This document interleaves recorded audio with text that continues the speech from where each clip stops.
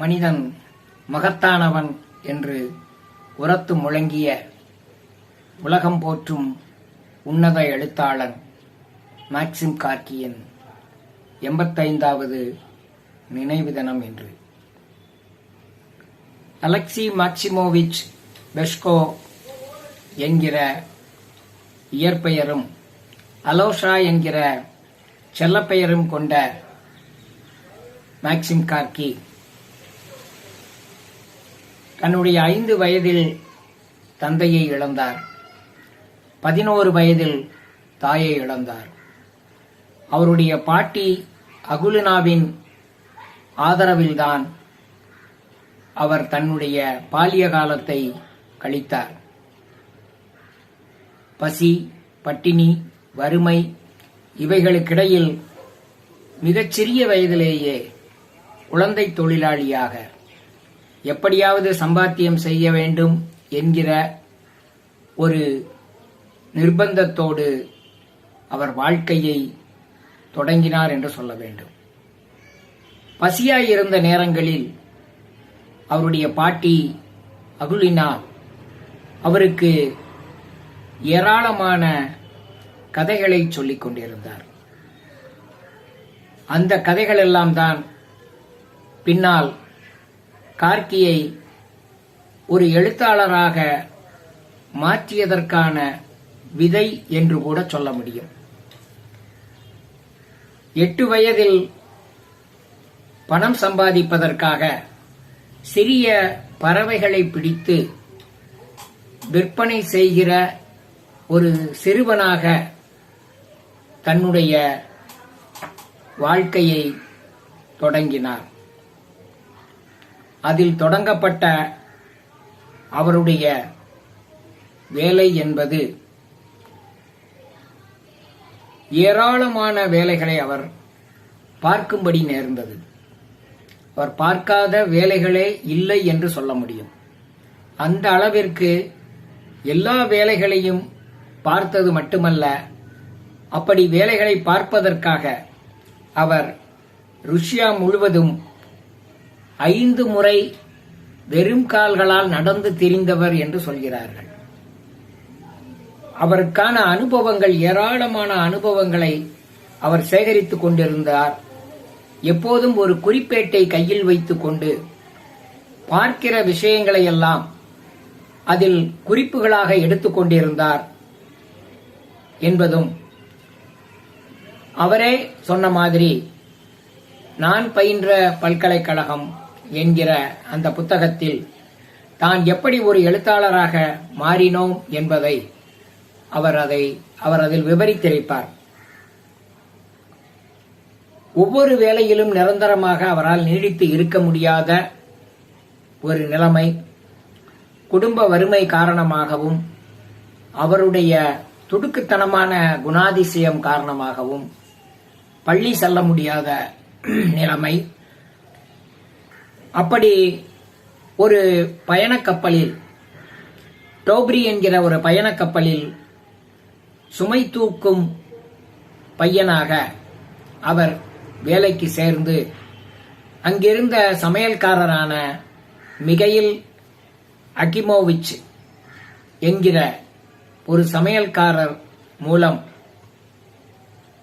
ருஷ்ய மொழியில் மொழிபெயர்க்கப்பட்ட எழுத்தாளர்களின் புத்தகங்களை வாசிக்க தொடங்கினார்.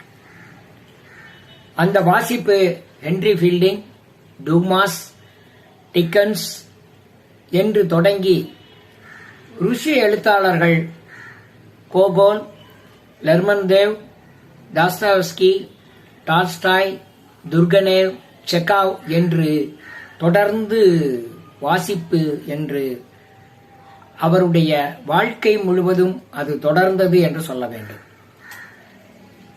எப்போதும் குறிப்பேடும் கையுமாக இருக்கக்கூடிய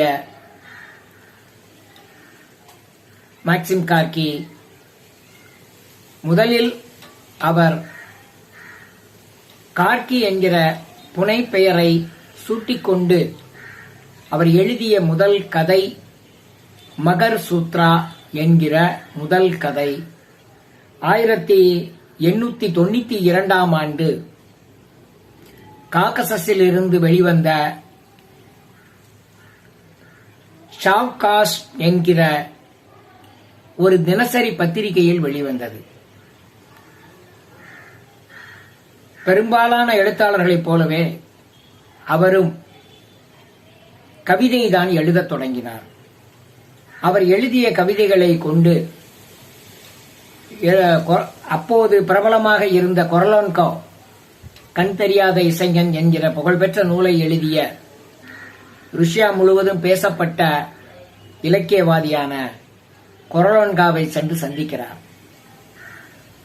கொரலோன்கோ அப்போது அவரிடம், உன்னுடைய கவிதைகள் வாசிப்பதற்கு மிகவும் கடினமாக இருக்கிறது, புரியவில்லை என்று சொல்லிவிட்டார். அந்த வார்த்தைகளை கேட்ட கார்கி, ஒருவேளை நமக்கு எழுத தெரியவில்லையோ என்று மனம் தளர்ந்து போனார்.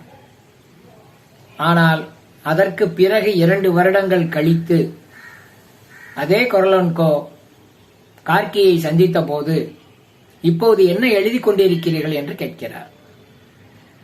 கார்கி ஆச்சரியத்துடன் பார்த்தார். நீங்கள் எழுத வேண்டிய ஆள், நீங்கள் நிறைய எழுத வேண்டும், உங்களிடம் ஏராளமான அனுபவங்கள் கொட்டி கிடக்கின்றன, நீங்கள் எழுதுங்கள் என்று கொரலோன்கோ சொல்கிறார். அந்த வார்த்தைகள் தந்த உற்சாகத்தில் தான் அவர் எழுதத் தொடங்குகிறார். 1892 அவருடைய முதல் சிறுகதை வெளிவந்தது. 1898 அவருடைய முதல் புத்தகம்.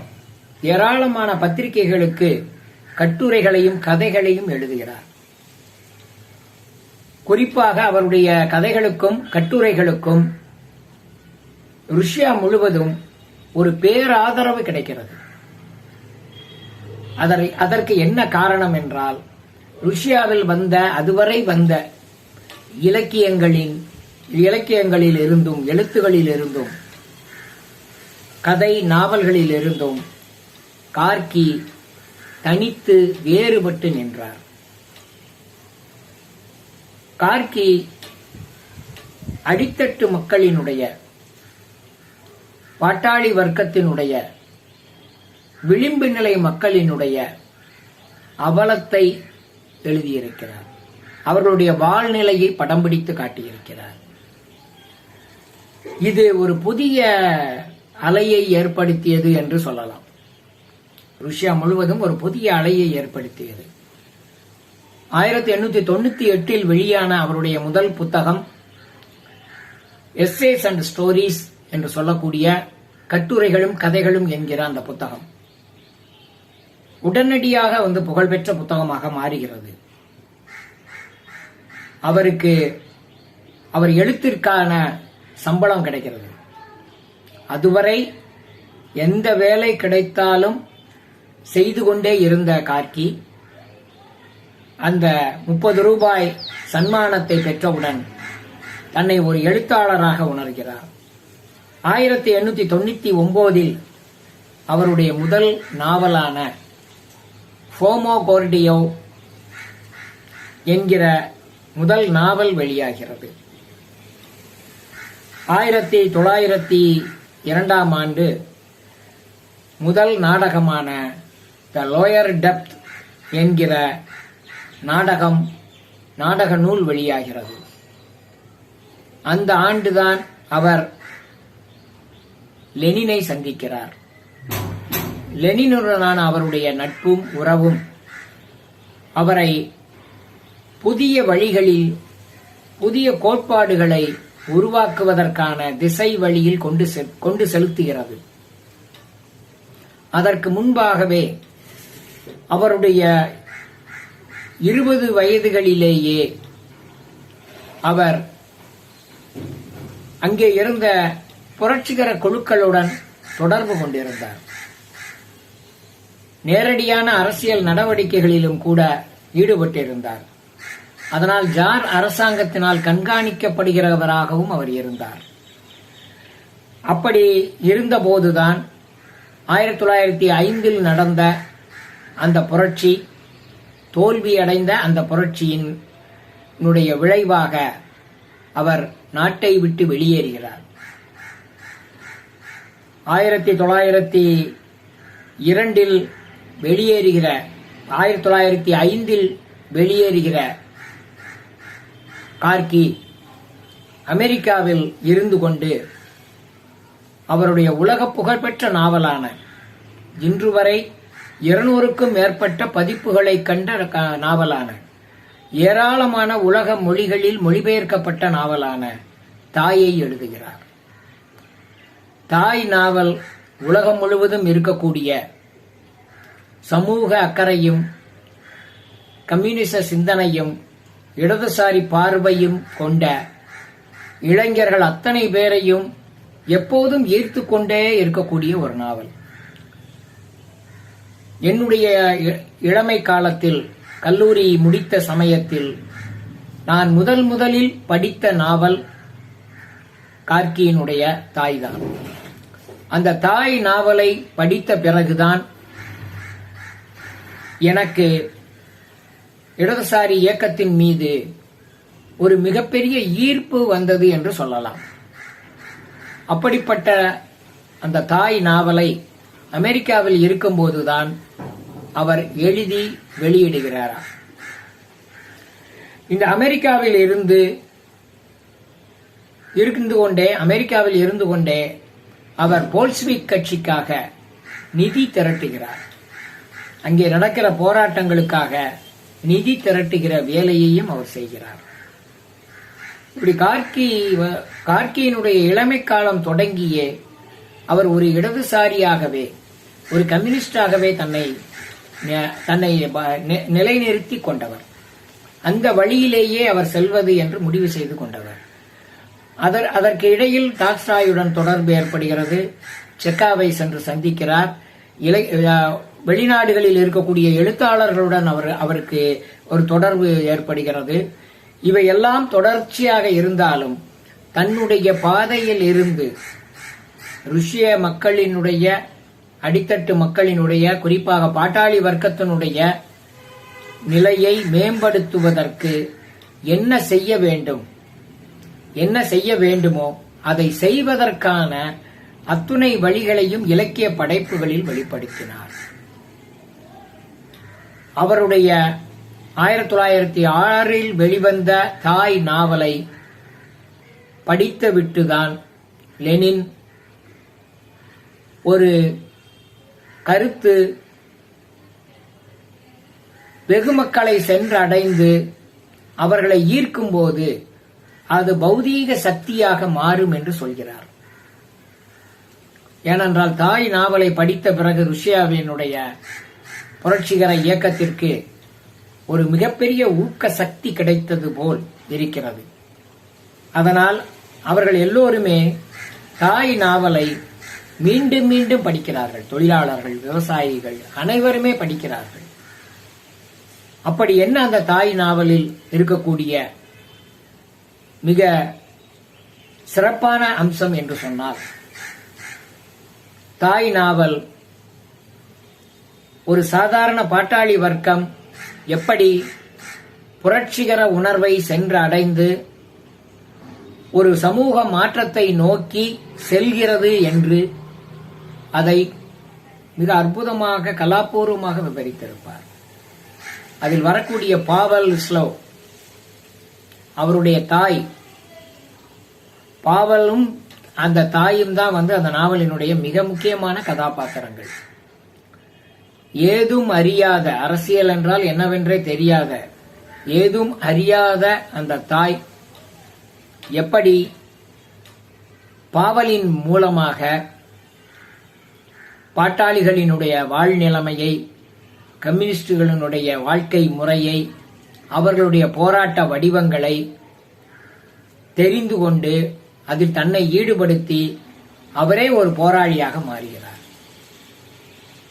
அந்த நாவல் முழுவதுமே மிக இயல்பாக, எந்த விதமான செயற்கை தன்மையும் இல்லாமல் மிக இயல்பாக, இயற்கையாக அந்த கதாபாத்திரங்களினுடைய வளர்ச்சி என்பது மிக அற்புதமாக சித்தரிக்கப்பட்டிருக்கக்கூடிய நாவல். மாக்சிம் கார்கி பிரம்மச்சாரியின் டைரி, நீலவிழியால், இப்படி ஏராளமான நாவல்களை அவர் எழுதியிருந்தாலும், சிறுகதைகளில் ஏராளமான சிறுகதைகளை எழுதியிருந்தாலும், அவருடைய மாஸ்டர் பீஸ் என்று சொல்லக்கூடியது தாய் நாவல்தான். கார்கியின் வார்த்தைகளில் சொல்வதாயிருந்தால், மனிதாபிமானம் என்பது அழுவதல்ல, போராடுவது, அது போர்க்குணம் மிக்கது என்று சொல்கிறார். கார்கி என்றென்றும் நினைக்கப்படுவதற்கான, அவர் போற்றப்படுவதற்கான, அவர் படைப்புகள் மீண்டும் மீண்டும் வாசிக்கப்படுவதற்கான மிக முக்கியமான காரணி என்பது அவர் ஒரு பாட்டாளி வர்க்க எழுத்தாளராக தன்னை உருவாக்கி கொண்டதுதான். பாட்டாளி வர்க்கத்தினுடைய மதிப்பீடுகளை, சிந்தனைகளை, உணர்வுகளை தன்னுடைய படைப்புகளில் வெளிப்படுத்தியதுதான். 5 முறை நோபல் பரிசுக்காக பரிந்துரைக்கப்பட்டும் கூட நோபல் பரிசு அவருக்கு வழங்கப்படாததின் காரணம் என்ன என்பதை பற்றி நாம சொல்ல வேண்டியதே இல்லை. உலக அளவில் மிக முக்கியமான படைப்பாளியான மாக்சிம் கார்கி இந்த சமூகத்தில் ஏற்றத்தாழ்வுகள் இருக்கும் வரை, சமத்துவமற்ற நிலைமை இருக்கும் வரை, சுரண்டப்படுபவர்கள், சுரண்டுகிற வர்க்கமும் சுரண்டப்படுகிற வர்க்கமும் இருக்கும் வரை அவர் என்றென்றும் நினைக்கப்படுவார். அவருடைய படைப்புகள் எப்போதும் வாசிக்கப்படும், எல்லோராலும் வாசிக்கப்படும். கார்கியினுடைய நினைவு நாளில் அவருடைய படைப்புகளை மீண்டும் மீண்டும் வாசிப்பது என்பதே நாம் அவரை நினைவு கூறுவதற்கான மிக நல்ல ஒரு தருணமாக நான் நினைக்கிறேன்.